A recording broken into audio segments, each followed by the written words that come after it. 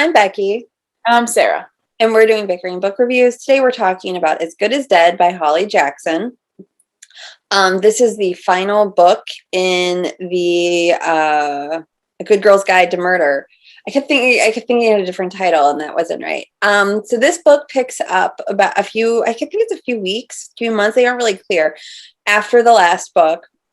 Pip is having all sorts of emotional issues because, she witnessed some stuff in the last book, and she's having a hard time sleeping, and everywhere she goes, she sees Max Hastings, so he's kind of haunting her, and she's having flashbacks from the trauma from the last book. She decides that she wants to do a new podcast on a body that was found locally, because a lot of people die in this town. And as she starts to research that, she comes across somebody who has been imprisoned for being a serial killer. And she's starting to think that maybe he's innocent. And the more she researches, she kind of finds connections with her community. And she gets pulled into her own kind of, I can't think of how to say it without giving away like big chunks of the book.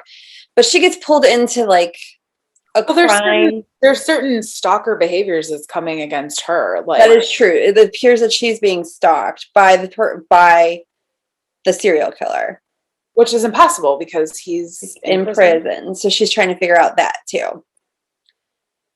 But yeah, you're right. I mean, like, seriously, like you can't really say too much about this book because then you'll just give away all of it. Right.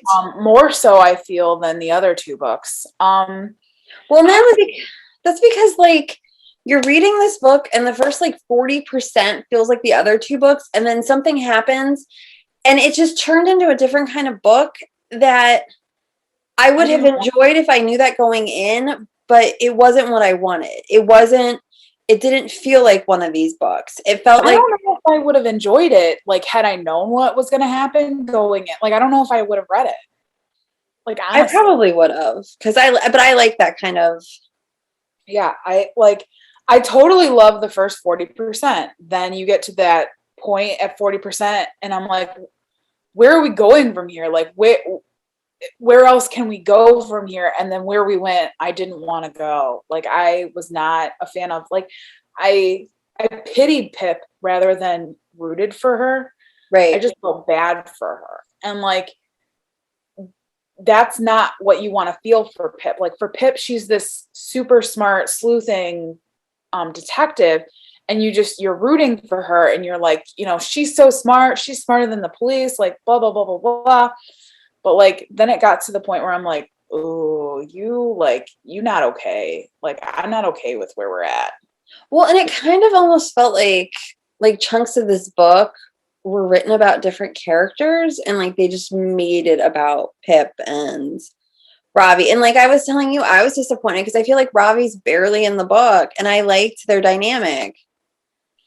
I guess, like, my biggest sticking point, my biggest issue, I'm just going to say the name because, like, unless you read it, you are not going to get what I refer to, but is, I think it was Bill Karras. Okay, yeah. Yeah, like, that, like, how he fit into the last half of the book, that made me very upset. Well, and I felt like the book didn't come together well. I don't know. I was disappointed. Like, I was super disappointed. This was not the story I wanted. And the thing is, like, I love the first two books. I love them. Right. But this one, like, I could have done without this one. And, like, I don't want any more. Like, if this is how it's going, no thank you. Well, I think this is the end. But, like, right, and it is. But, like, the thing is, at one point they talk about how Pip has a sticker of her Good Girl's Guide to Murder podcast. And I'm like, I want one of those. But then I'm like, but do I really? Because this book really disappointed me.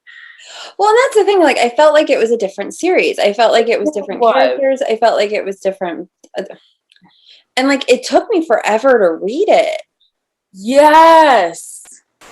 And the first one I think I read like in a weekend. I expected to get it done like that. I don't know if it was because it was longer than the other ones or what. And but it like that percentage bar never went down. that's what I was reading off my Kindle, and it would still say like 35%. I'm like, why?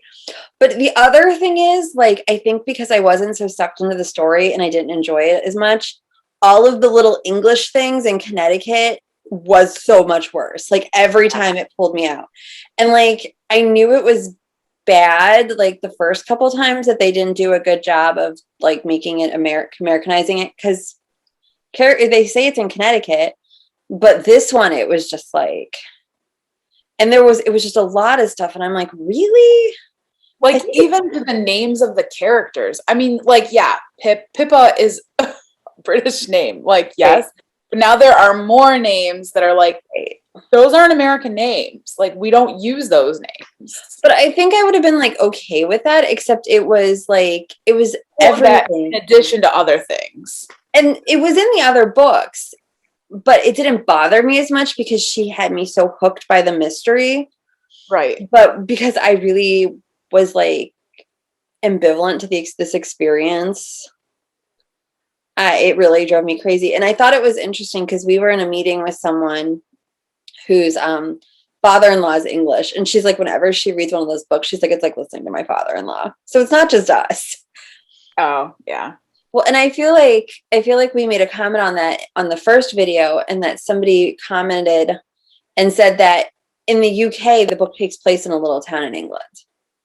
Which I don't know why they couldn't have just kept that. I don't know either. I get so many books that take place in different countries, and actually the kids like that.